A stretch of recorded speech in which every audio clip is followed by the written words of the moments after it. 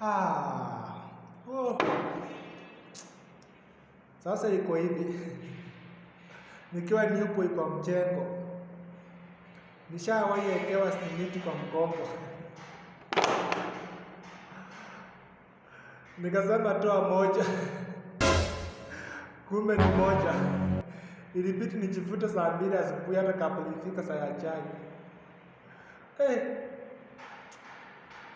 Maisha ya mjengo kama unaanza sio mchezo. Sasa nikarudi siku ya pili. Nikapangwa na fundi. Fundi wa mawe, masonary. Sasa waje fundi anitume kapiro. Na mimi sijui kapiro ni nini. Nani naleta kurumara. Ananiambia hiyo chuma ya round. Hata sijui chuma ya round ndio kapiro. Maisha ya mjengo. Kuna vitu zinaitwanga machine ya ajabu. Sasa mbao inaitwa kurumara. Na ndio nataka kushako juice. Ujui kurumara ni nini, ujui kapiro ni nini.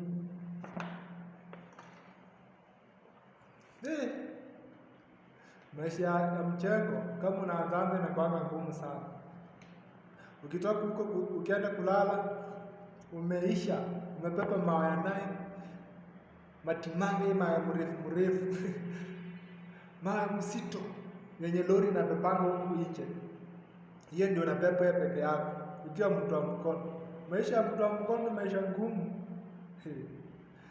Zionanga watu wenye wanafanya kazi ya mkono wako na nguvu.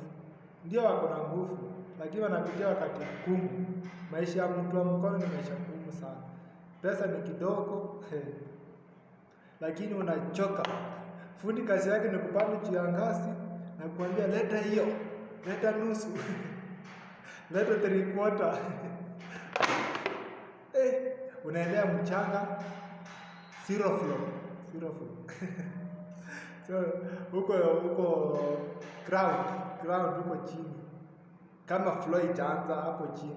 Unaendea mchanga huko unafanya kazi kama 12 floor. Unabeba na mkongo. Fomu inataka kuweka kwa mashine. Ati mashine ya kubeba mchanga ya nini? Ya kuweka floor ama kama mafundi wa plaster wako. Siku inapata na fomu. Chini nimejipa. Ama tamalizia story baadaye. Unaweza pata nataka nipoteze kibarua.